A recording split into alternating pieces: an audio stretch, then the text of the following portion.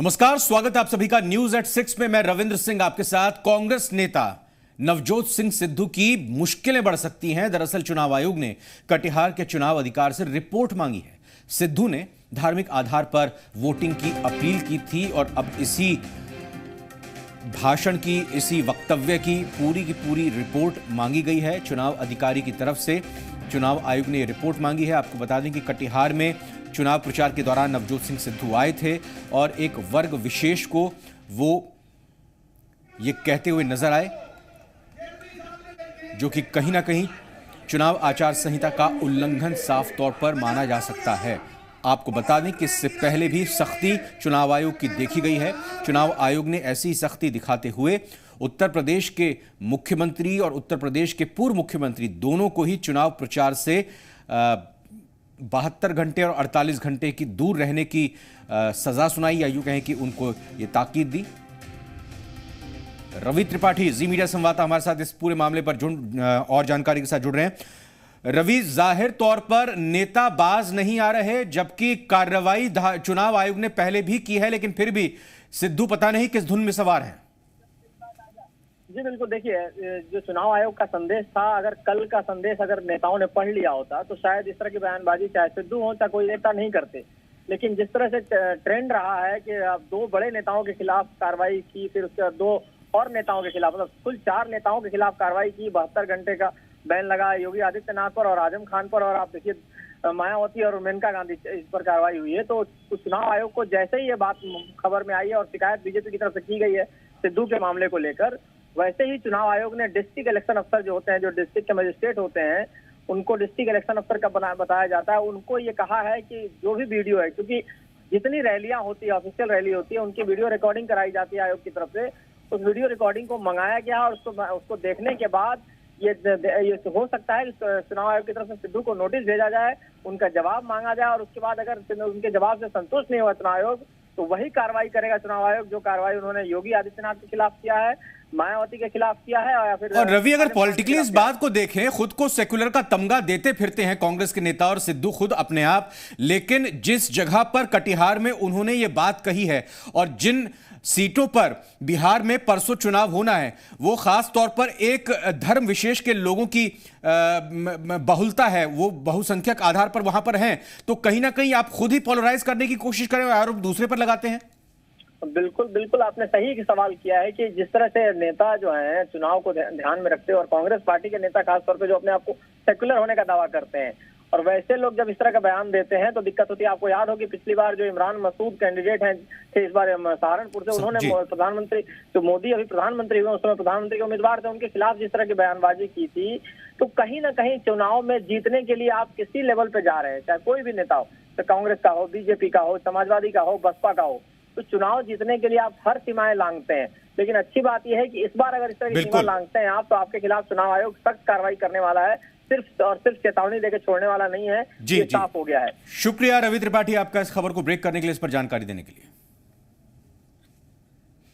और अब आपको सुनवाते हैं कि कटिहार में चुनावी रैली के दौरान कांग्रेस नेता और पंजाब के मंत्री नवजोत सिंह सिद्धू ने कहा क्या था। साजिश हो रही है आज पूर्णिया में। मैं आप सबको चेतावनी देने आया हूं, मुस्लिम भाइयों, आप 64% आबादी हो यहाँ पे। मेरे मुसलमान भाई जितने भी हैं, वो ये मेरी पगड़ी है। आप सब लोग पंजाब में भी काम करने जाते हो, और पंजाब में आपको हमारी तरफ से प्यार मिलता है। मेहमान जो हमारा होता है वो जान से प्यारा होता है। ये बांट रहे हैं आपको। मुस्लिम भाइयों, ये यहाँ पे ओवैसी साहब जैसे लोगों को लाके एक नई पार्टी साथ में खड़ी करके आप लोगों की वोटें बांट के ये जीतना चाहते हैं। अगर तुम लोग इकट्ठे हुए, 64% आपकी आबादी है, माइनॉरिटी मेजॉरिटी में है यहाँ पे, यदि तुम इकट्ठे हुए और इकट्ठे होके एकजुट होके वोट डाला तो सब उलट जाएंगे, मोदी सुलट जाएगा, छक्का लग जाए। ऐसा छक्का मारो, ऐसा छक्का मारो कि मोदी को यहां बाउंड्री से पार मारो। ठोकर ताली। दरभंगा में पुरानी रंजिश में अपराधियों ने 3 लोगों को गोली मार दी है। घायल अवस्था में तीनों को इलाज के लिए डीएमसीएच में भर्ती किया गया है। घटना को अंजाम बहादुरपुर थाना क्षेत्र के तारालाही में दिया गया है। इस बीच ये एक ब्रेकिंग न्यूज आ रही है, जहां आपसी रंजिश में गोली चली है। आपको बता दें कि दरभंगा का यह मामला है, जहां कुछ पुराना मामला था, कोई पुरानी दुश्मनी थी, जिसके चलते अपराधियों ने 3 लोगों को गोली मारी है। फिलहाल घायल हालत में तीनों को ही, जिन्हें गोली लगी है, इलाज के लिए डीएमसीएच में भर्ती किया गया है। घटना को अंजाम बहादुरपुर थाना क्षेत्र के तारालाही में दिया गया है। तो रंजिश इतनी गहरी थी, दुश्मनी इतनी बड़ी थी कि कहीं ना कहीं 3 लोगों को गोली मार दी गई है बदमाशों की तरफ से। अगली खबर का रुख करते हैं। मुफस्सिल थाना के भमरूपुर कब्रिस्तान के पास एक युवक का शव बरामद किया गया है। युवक के सिर में गोली मारकर हत्या को अंजाम दिया गया है। हत्या की खबर मिलते ही नाराज ग्रामीणों ने दरभंगा पटना मार्ग को जाम कर दिया, तोड़फोड़ शुरू कर दी और आगजनी भी की, जिसके बाद उपद्रवियों को शांत कराने के लिए पुलिस को हवाई फायरिंग भी करनी पड़ी। फायरिंग से गुस्साए लोगों ने पुलिस वालों पर पथराव कर दिया, जिसके बाद जवाबी कार्रवाई करते हुए पुलिस ने जमकर लाठियां बांधी और आंसू गैस के गोले दागे। मामले में पुलिस ने 4 उपद्रवियों को भी हिरासत में लिया है। फिलहाल स्थिति नियंत्रण में है, लेकिन क्षेत्र में तनाव को देखते हुए जगह जगह पुलिस और मजिस्ट्रेट की तैनाती की गई है।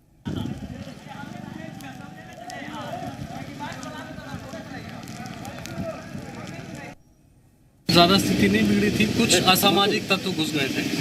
जो कुछ असामाजिक तत्व घुसे हैं उनकी पहचान की जा रही है और भीड़ जो जिन्होंने ट्रबल क्रिएट किया था उनको डिस्पर्स कर दिया गया है। जितनी क्षेत्र में हम और एसपी साहब घूमे हैं, सामान्यतः लोगों में किसी प्रकार का ऐसा आपस का विद्वेष नहीं है। एंटी सोशल एलिमेंट जो है इसको दूसरा कलर देने की कोशिश कर रहे थे, जिसके चलते कुछ घोड़ेबाजी भी उनके द्वारा किया गया, तो कुछ फोर्स का उसको डिस्पर्स करने के लिए उपयोग किया गया है पुलिस के द्वारा। लेकिन अभी स्थिति पूरी तरह से नियंत्रण में। हम लोग यहाँ पे कैंप कर रहे हैं। हमारी फोर्स भी जितने भी सेंसिटिव पॉइंट्स हैं वहाँ पे हमने डिप्लॉय कर दिया है। बिहार में बेखौफ अपराधियों की करतूत रुकने का नाम ही नहीं ले रही है। ताजा मामला पटना सिटी अनुमंडल के आलमगंज थाना क्षेत्र का है, जहां अज्ञात अपराधियों ने एक युवक की गोली मारकर हत्या कर दी। बताया जा रहा है कि अपराधियों की गोली का शिकार रोशन राज बीती रात एक शादी समारोह में शामिल होने गुलजार बाग आया हुआ था। उसी दौरान अपराधियों ने उसे गोली मार दी। हत्या की वजह का पता नहीं चल सका है। पुलिस ने शव को कब्जे में लेकर पोस्टमार्टम के लिए भेज दिया है। मामले की छानबीन की जा रही है।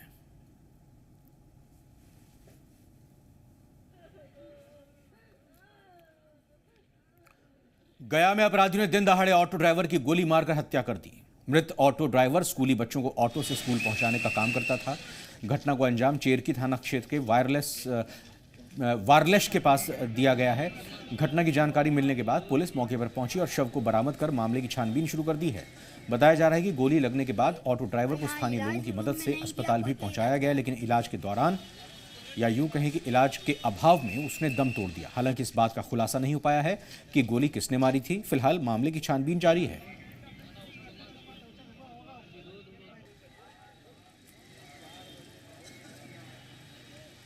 लगा बचाने लगा, जो भी अंदर जाके फिर बाहर आया, चेक करके कुछ बलिश ना है हमको, फिर अंदर चल गया। फिर कागज एगो सादा लाया, कागज पेन लाया, निखप थोड़ा कुछ किया अपने में, फिर चला गया उधर से आया ना, तो बस ना कुछ बलिश ना के ले जाओ ना यहाँ से, ले जाओ ना, भीड़ काहे के लिए लगाए हुए, ले जाओ। फिर एक डॉक्टर आया, लापरवाही है। हाँ, उस पर एक डॉक्टर आया, फिर उसमें चेक किया, बलिश के ले जाइए।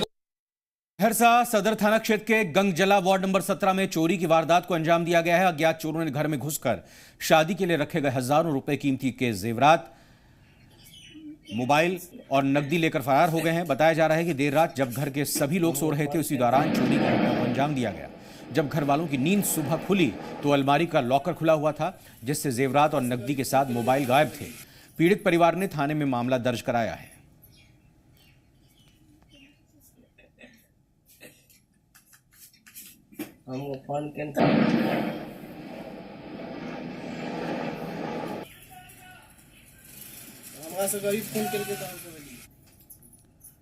तो एक शादी होने वाले घर में चोरों ने धावा बोला और नकदी, जेवरात समेत उन्होंने लाखों की चोरी दी। दरअसल ये वारदात को अंजाम तब दिया गया जब घर वाले सब रात में सो रहे थे और उसके बाद पीछे के दरवाजे से दाखिल हुए और इस वारदात को अंजाम दिया गया। पुलिस पूरे मामले की तफ्तीश कर रही है।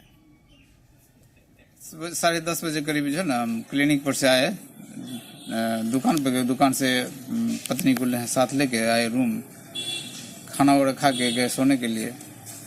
करीब 3-3:30 बजे बच्चिया जो है ना उठ के आवाज दी, पापा देखो सब कुछ खुलल है, सब सामान सब लाके चल गए। निकल क्या सब चोरी हुई है? वही करीब 60,000 का करीब जेवर था। प्रधानमंत्री नरेंद्र मोदी चुनाव प्रचार में इस वक्त रोड शो भुवनेश्वर में कर रहे हैं। आइए सीधा आपको लिए चलते हैं। किस तरह से आप देख सकते हैं बड़ी संख्या में लोग सड़क के किनारे खड़े होकर प्रधानमंत्री नरेंद्र मोदी के इंतजार में वो खड़े हुए थे। और अब देखिए जब प्रधानमंत्री नरेंद्र मोदी का काफिला गुजर रहा है, ये लोग हाथों में बीजेपी के झंडे लिए हुए हैं। इसमें बीजेपी के कार्यकर्ता भी होंगे, आम लोग भी इसमें जाहिर तौर पर बड़ी संख्या में निकले हुए हैं। और ये रोड शो सड़क के किनारे से होता हुआ गुजर रहा है। पुष्प वर्षा, फूलों की बरसात अपने चहेते नेता के ऊपर इन लोगों की तरफ से की जा रही है। बड़ी संख्या में महिलाएं और पुरुष यहाँ पर मौजूद हैं और साथ ही साथ अपने मोबाइल से इस ऐतिहासिक पल को वो कैद कर लेना चाह रहे हैं। भुवनेश्वर में प्रधानमंत्री नरेंद्र मोदी का रोड शो। और आपको बता दें कि उड़ीसा में विधानसभा चुनाव है, विधानसभा चुनाव भी है और साथ ही साथ लोकसभा चुनाव के लिए भी यहाँ पर वोटिंग होनी है। लेकिन इसके अलावा विधानसभा चुनाव भी लोकसभा चुनाव के साथ ही हो रहे हैं। इसलिए भुवनेश्वर का ये रोड शो प्रधानमंत्री नरेंद्र मोदी का, भुवनेश्वर की ये उनकी यात्रा, ये चुनाव प्रचार अपने आप में एक खास पड़ाव है बीजेपी के लिए, क्योंकि बीजेपी की लगातार ये कोशिश है कि उड़ीसा में जनाधार बढ़ाया जा सके। आपको याद दिला दें कि इससे पहले कुछ दिन पूर्व ही जब उड़ीसा में पंचायत के चुनाव हुए थे तो बीजेपी को अच्छी खासी यहाँ पर बढ़त मिली थी। कई जगहों पर उन्होंने बीजेपी का परचम लहराया था। इसलिए बीजेपी को काफ़ी उम्मीद है कि वो इस बार काफ़ी बेहतर प्रदर्शन कर सकेगी और इसी लिहाज से प्रधानमंत्री नरेंद्र मोदी के इस रोड शो को देखा जा सकता है। एक बड़ा मैसेज देने की कोशिश प्रधानमंत्री नरेंद्र मोदी की तरफ से यहाँ भुवनेश्वर के जरिए उड़ीसा के लोगों को न सिर्फ विधानसभा चुनावों के मद्देनजर बल्कि लोकसभा चुनाव के मद्देनजर भी सुरक्षा की भी व्यापक यहाँ पर व्यवस्था, चूंकि प्रधानमंत्री नरेंद्र मोदी का यह काफिला गुजर रहा है इसलिए चप्पे चप्पे पर यहाँ पुलिसकर्मी तैनात हैं। कई चक्र में, कई घेरों में ये सुरक्षा प्रधानमंत्री नरेंद्र मोदी की रखी गई है। और इस लिहाज से आप देखिए कि लोग अपने घरों से निकले हुए हैं बाहर, लोग अपने घरों की छतों पर खड़े हुए हैं, लोग दुकानों पर, प्रतिष्ठानों पर खड़े होकर प्रधानमंत्री नरेंद्र मोदी का स्वागत कर रहे हैं, उनके ऊपर फूल की बरसात कर रहे हैं। और इस रिस्पॉन्स को देखने के बाद कहीं ना कहीं बीजेपी ये उम्मीद ज़रूर कर रही होगी कि इस बार उनको उड़ीसा में अच्छी खासी कामयाबी मिलेगी। लेकिन नतीजों के बाद ही ये पता चलेगा कि बीजेपी या यूँ कहें कि प्रधानमंत्री नरेंद्र मोदी का ये चुनाव प्रचार कितना कामयाब होता है। लेकिन कोशिश लगातार उड़ीसा में यही है बीजेपी की कि ज़्यादा से ज़्यादा लोकसभा की सीटें हासिल करें। न सिर्फ उड़ीसा में लोकसभा के ज़रिए ज़्यादा से ज़्यादा सीटें हासिल करके एक बार फिर से सरकार बनाई जाए, बल्कि कोशिश ये भी है कि नवीन पटनायक की जो राज्य में सरकार है उसको भी एक बड़ी और कड़ी चुनौती पेश की जाए। आप देख सकते हैं कि कुछ लोग तो सड़क के किनारे खड़े होकर ही अभिनंदन कर रहे हैं प्रधानमंत्री नरेंद्र मोदी का, बल्कि कुछ लोग लगातार प्रधानमंत्री मोदी के इस काफिले के साथ रोड शो में बराबर पैदल चल रहे हैं, कुछ बाइक पर चल रहे हैं। आपको ये भी बता दें कि देखिए किस आत्मीयता के साथ, किस अपनेपन के साथ प्रधानमंत्री नरेंद्र मोदी भी हाथ हिलाकर सभी का अभिवादन स्वीकार कर रहे हैं, सभी को वेव कर रहे हैं, सभी को शुक्रिया अदा कर रहे हैं। और एक तरह से कहा जाए कि इस लिहाज से लोगों से बीजेपी को वोट करने की, वोट देने की अपील कर रहे हैं इस रोड शो के जरिए।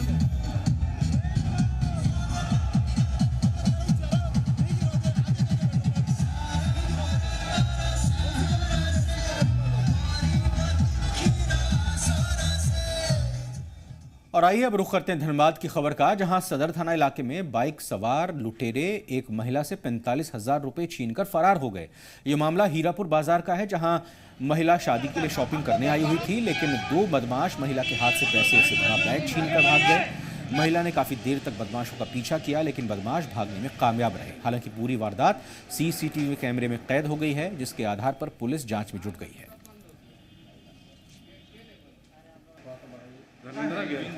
तो ये वो सीसीटीवी फुटेज है। देखिए, दो बाइक पर सवार लोग खड़े हुए थे और अचानक महिला से उन्होंने पैसों से भरा बैग छीन लिया, जिसमें 45,000 रुपये बताए जा रहे हैं। महिला जा रही थी, उस महिला से भी मेरी मुलाकात नहीं हुई है। मैं अभी बस इतना ही बता सकता हूँ कि आप लोग सब यहाँ पर थे, मुझे लगा कि यहीं पर हुई है, पता चला यहाँ से गुजरा है, तो मैं सीसीटीवी फुटेज अभी देख रहा था। अभी कंप्लेंट से भी मेरी मुलाकात नहीं हुई। मनचले मास्टर साहब की जमकर मरम्मत कर दी गई। यह मामला रांची के खलारी थाना क्षेत्र का है, जहां ट्यूशन टीचर पर छात्रा से छेड़खानी करने का आरोप लगा है, जिसके बाद गुस्साए लोगों ने आरोपी शिक्षक की जूते चप्पल से खूब पिटाई की। सूचना मिलने के बाद मौके पर पहुंची पुलिस ने आरोपी शिक्षक को गिरफ्तार कर लिया है और छात्रा की शिकायत पर मामला दर्ज कर लिया है।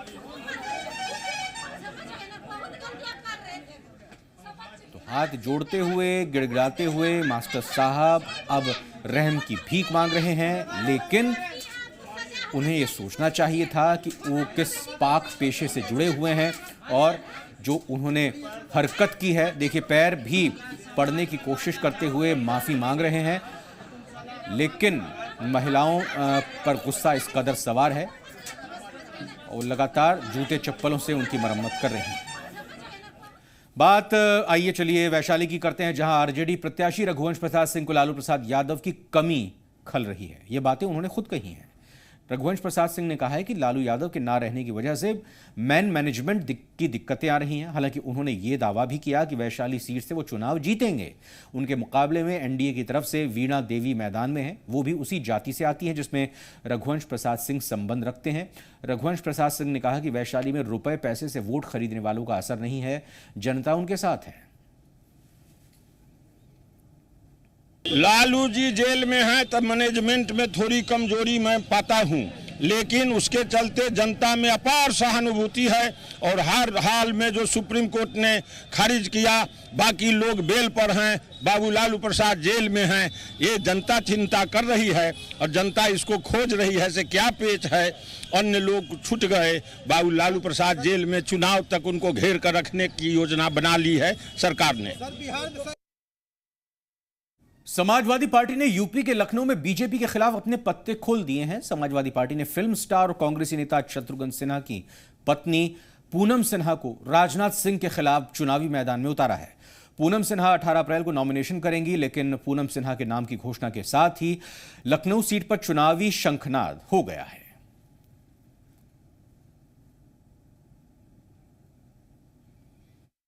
पूनम सिन्हा जी ने आज सापा ज्वाइन करी है। माननीय मुलायम सिंह यादव जी और डिम्पल यादव की मौजूदगी में वो शामिल हुई हैं और उनको लखनऊ शहर से लोकसभा के लिए कैंडिडेट तय किया गया है। सापा, बासपा और आरएलडी महागठबंधन की वो संयुक्त प्रत्याशी होंगी और वो बहुत भारी अंतर से राजनाथ सिंह को चुनाव हराने का काम करेंगी।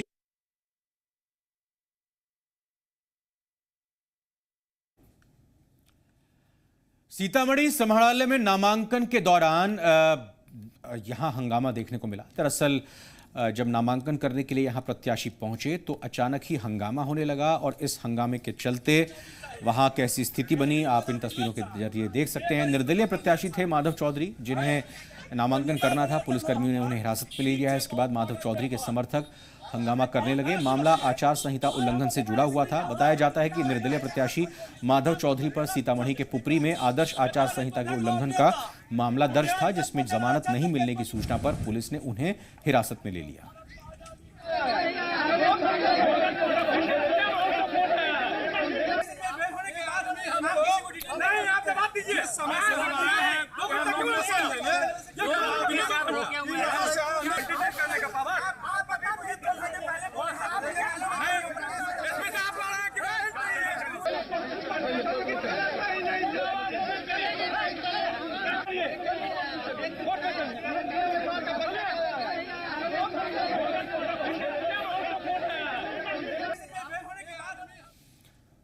मुजफ्फरपुर में नामांकन देने आए एक प्रत्याशी को पुलिस ने गिरफ्तार कर लिया। गिरफ्तार प्रत्याशी नवी हसन आर्म्स एक्ट मामले में साहिबगंज थाने में मामला संख्या 92.19 के तहत गिरफ्तार किया गया है। नवी हसन वैशाली लोकसभा से नामांकन करने के लिए आए थे। एसएसपी मनोज कुमार के आदेश पर उन्हें गिरफ्तार कर लिया गया है।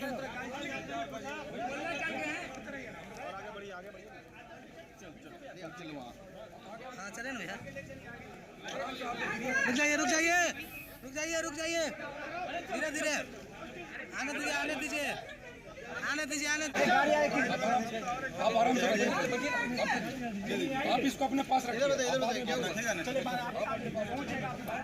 सीतामढ़ी में निर्दलीय प्रत्याशी अमित कुमार उर्फ माधव चौधरी ने अपना नामांकन दाखिल किया।